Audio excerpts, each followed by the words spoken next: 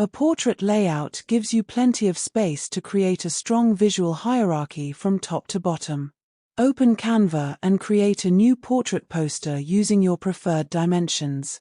Start by selecting a clean background, then open the Elements library and add a few simple shapes to divide the layout into organized sections.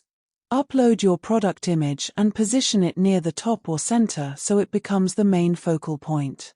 Add a bold headline above or below the image, followed by product details, pricing, and a promotional message using easy-to-read fonts. Use rectangles or circles to highlight important information such as discounts or new arrivals. Choose colors that